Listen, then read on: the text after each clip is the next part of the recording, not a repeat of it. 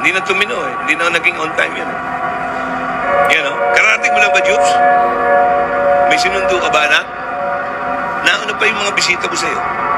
Mas madali kayong magpatawad sa financial immorality kaysa sa sexual immorality. Tama? Makinig, Joshua. Makinig, mga magnanakaw. Oh. Makinig, Jobs.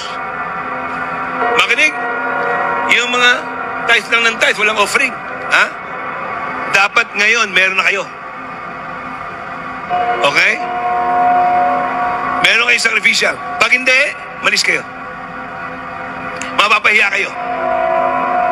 I'll make sure pahihiyain ko kayo. Okay?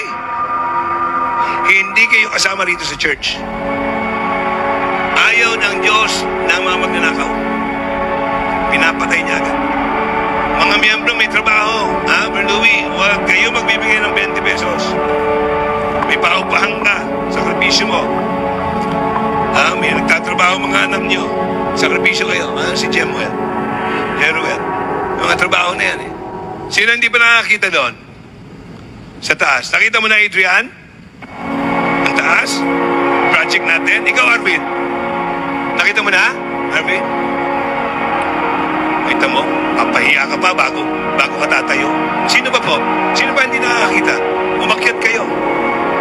Umakyat kayo. Okay? Sino ba hindi nakakita? Kita nyo nakakahiya? Hindi kayo makatayo? Iyang-hiya kayo? Bakit? Nakakahiya kayo!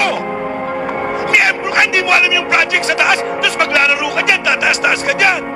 Pag nagawa, anong benta mo? Magbigay. May sacrificial pa kayo. May sacrificial. May trabaho ka ba, Arvin? Wala? Nagkakapera ka ba? Nagkakapera ka? Wala naman eh. Okay po? Miskin na mga bata na nandito. Ipasa natin. Okay? Wala ka, boy? Ano ba naman yan? Bisita? Pwede bisita, pero pwede magsakripisyo, ha? Ayos na po, nakapagbigay lahat. Bibilangin yan. Pag wala ka mamaya, markado ka bata. Ibig sabihin, wala pangalan mo dyan, pahihiyain ka. Kahiya-hiya ka. Okay? Bergie. Ayun pa na. Andiyan ba? Nadadala mo na? A bit late ka kanina. Nanundo? Kayo mga may sasakyan, huwag kayong magpapahuli, ha? Wala kayong kakwenta-kwenta. May sasakyan na kayo, nahuhuli pa kayo. Leonard. Bulok. Yun ang ibig sabihin ng BTS. Sa totoo lang. Bulok. Tabi-tabi po, ha? Dapat tayo, mga malalakas na sa Panginoon, ha? Mga pastor, huwag kayong nakasaktan. Maraming BTS na pastor. Hindi alam ang kanilang ecclesiology, nagpapastor. Kaya sabi ko kay Pastor Mer, sinusuportahan mo si Romulo Olango, ikaw nagsasabi ng Proverbs chapter 28, verse 26, He that believeth in his heart is a fool. Huwag dahil sa kaibigan mo yan, susuportahan mo. Dahil ahas yan dito. Kaibigan mo yan, tapos kaibigan mo ako. Kaya sabi ko sa kanya, ultimatum ito, Pastor Mer, kung hindi ka makikipagkalas dyan, sa mga tinutulong mo dyan, noong last Saturday, yung espiritu ninyo, halatang halata ko. Kasi spiritual ako. I'm filled with the Spirit. Kayo, filled with Satan's Spirit. Satanic Spirit kayo eh.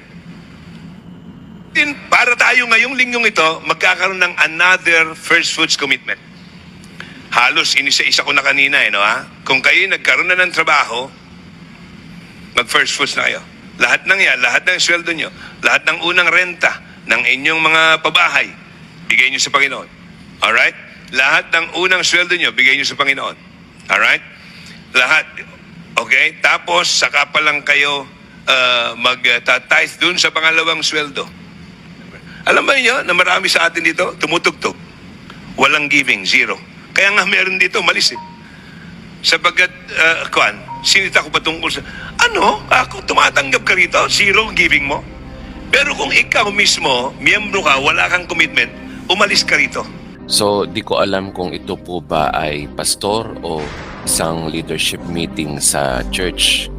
Ayon sa video, kahit na ito po ay isang church meeting o church Sunday service, hindi po dapat ganito kagarapal ang pananakot ng isang pastor. Nagmumukha po tuloy power tripping yung pastor. At ang madalas na bibiktima nito ay yung mga taong hindi po aral sa pagbabasa ng Biblia.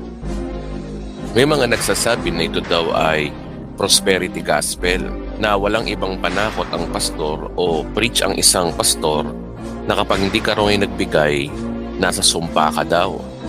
Basically ang Bible, lalo na kung sa bagong tipan lang po ang pag-uusapan, ang mga tunay na mananampalataya ay wala ng paghatol. Ayon sa Romans chapter 8 verse 1, there is no condemnation in Christ Jesus. Pero sa pastor na ito, ang kanyang sinasabi ay punong-puno ng condemnation at pananakot. Bakit? Nakakahiya kayo! Miyembro ka, hindi mo alam yung project sa taas, tapos maglalaro ka dyan, tataas-taas ka dyan. Pag nagawa, anong kwenta mo? Pangalawa po, ang pagbibigay po ay hindi po sapilitan o mandatory. Ang pagbibigay po ay kusang loob at hindi napipilitan lamang.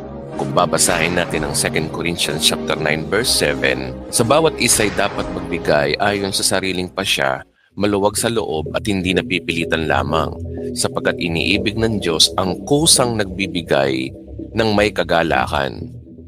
Maliwanag diyan na ang pagbibigay ay hindi po talaga sapilitan. Ang pagbibigay ay ayon sa sariling pasya.